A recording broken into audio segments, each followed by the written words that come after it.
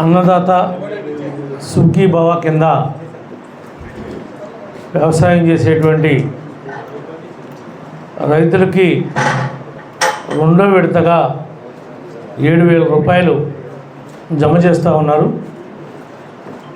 దీన్ని తిరువనంతపురంలో ప్రధానమంత్రి గారు, కడప జిల్లా పెండిమర్రిలో మన గౌరవ ముఖ్యమంత్రి గారు ప్రారంభిస్తారు.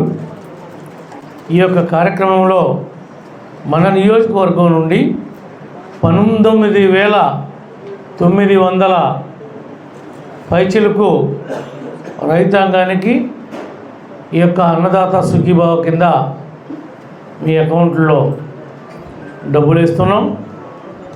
దాంతోపాటు ఇప్పుడే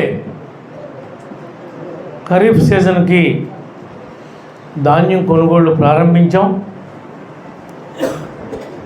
ధాన్యం రైస్ మిల్లుకు చేరిన 24 గంటల లోపే రైతు ఖాతాలో డబ్బులు జమ చేస్తున్నాం. మరి ముఖ్యంగా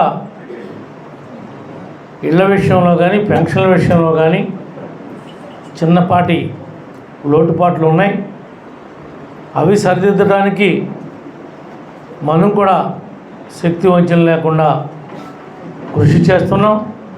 ఒక మంచి చల్లటి వార్తని ఇలాగే ఏదో ఒకరోజు ఈ సంవత్సరంలోనే మనం చూడగలుగుతామనే నమ్మకం మాకుంది.